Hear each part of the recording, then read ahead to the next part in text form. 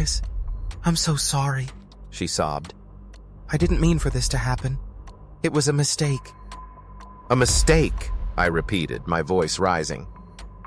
You brought a man into our home, Lauren, into our bed, while I was here, working, thinking you were at a meeting. How long has this been going on?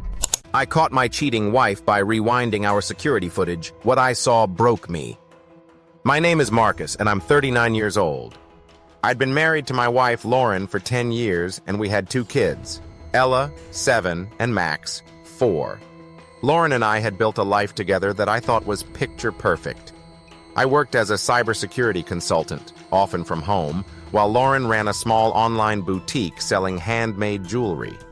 We lived in a cozy house in a quiet neighborhood outside Denver, complete with a white picket fence and a backyard where the kids played. But that idyllic life shattered the day I decided to check our home security footage. And what I saw broke me in ways I never thought possible. It all started on a rainy Saturday afternoon in March. I'd been working in my home office, troubleshooting a client's server issue, when Lauren popped her head in. I'm heading out to meet a supplier for the boutique, she said, adjusting her scarf. They've got some new gemstones I want to check out. I'll be back before dinner. She gave me a quick kiss on the cheek, her lavender perfume lingering as she left. The kids were at a friend's house for a play date, so I had the house to myself for a few hours. Something about her tone felt off, though. She'd been distant lately, more time on her phone, less interested in our usual family movie nights, and quick to snap when I asked about her day. I'd chalked it up to stress from her business, but that day, a nagging feeling wouldn't let go. Lauren had mentioned the supplier meeting a few times before, always on weekends, and she'd come back looking different. Flushed, distracted, her makeup slightly smudged. I'd never suspected cheating. I trusted her completely. But that day, my gut told me something wasn't right. We'd installed security cameras around the house a year ago after a string of break-ins in the neighborhood. They covered the front door, the driveway, and the living room, mostly for peace of mind. I'd never had a reason to check the footage before, but that afternoon, I opened the app on my laptop and started scrolling through the recordings. I told myself I was being paranoid, that I'd see Lauren leave for her meeting, and that would be that. But what I found was far worse than I could have imagined. I rewound to the morning, around 10 a.m., when Lauren had left for her meeting. The front door camera showed her walking out, dressed in a sleek black dress and heels, far fancier than I'd expect for a casual supplier meeting. She got into her car and drove off. Nothing unusual there. But then, about 20 minutes later, the driveway camera picked up something that made my heart sink. A black SUV I didn't recognize pulled into our driveway, and a man stepped out. He was tall, broad-shouldered, with dark hair and a leather jacket, someone I'd never seen before. He glanced around as if checking if anyone was watching, then walked to the front door. The living room camera captured the rest. Lauren opened the door, and the man stepped inside, pulling her into a passionate kiss before the door even closed. She laughed, her hands on his chest, and led him to the couch, the same couch where we'd cuddled with the kids just the night before. They sat down, and within minutes they were all over each other, their clothes coming off as they moved out of the camera's frame toward our bedroom. The footage cut off there, but I didn't need to see more. My wife was cheating on me, in our home, while I was working upstairs and our kids were away.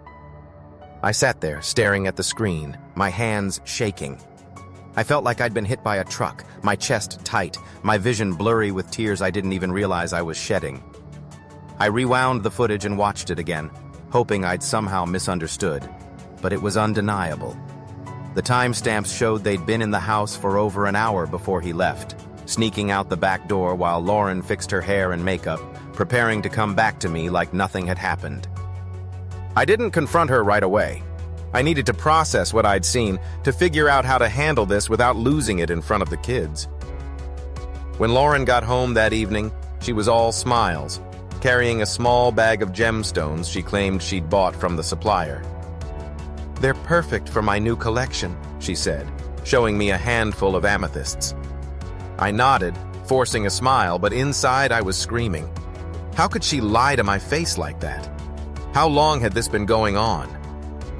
That night, after the kids were asleep, I sat her down in the living room. I'd saved the footage on my laptop and I opened it, turning the screen toward her.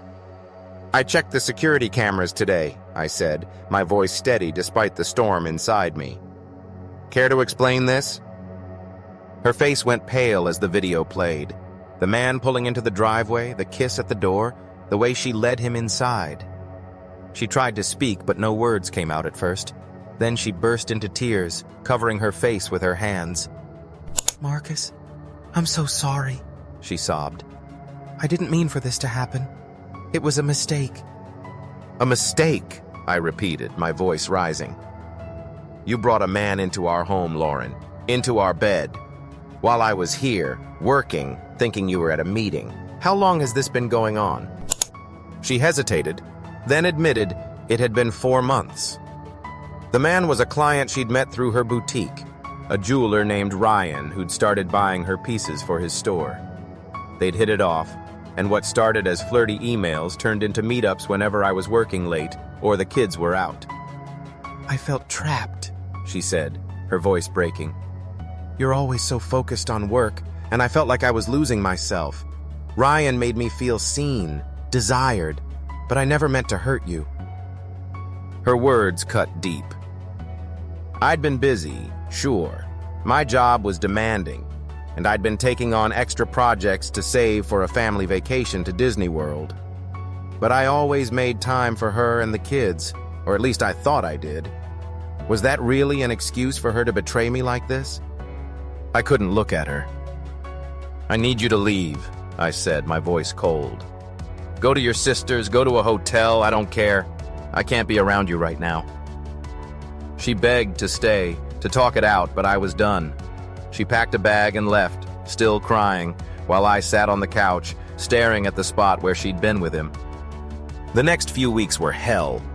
I told the kids Mommy was visiting Aunt Claire for a while, but Ella, who's always been perceptive, kept asking why I looked so sad. I hired a lawyer and started the divorce process, and I had the locks changed on the house. I couldn't bear the thought of Lauren coming back to the place where she'd betrayed me. I also reached out to Ryan's wife, who I found through some digging online. She had no idea about the affair, and when I sent her the footage, she was devastated. Apparently, Ryan had a history of cheating, and she filed for divorce the same week I did. Lauren tried to reconcile, sending me long emails about how she'd ended things with Ryan and wanted to go to therapy to save our marriage. She even showed up at the house one day, begging to see the kids, but I told her we'd stick to the custody arrangement through the lawyers. I couldn't forgive her. Not after what I'd seen, not after she'd brought her affair into our home, our safe space. It's been 6 months since that day, and I'm still picking up the pieces. The kids are adjusting to the new normal, though Ella still asks about Mommy sometimes. I've started therapy to deal with the betrayal, and I'm focusing on being the best dad I can be.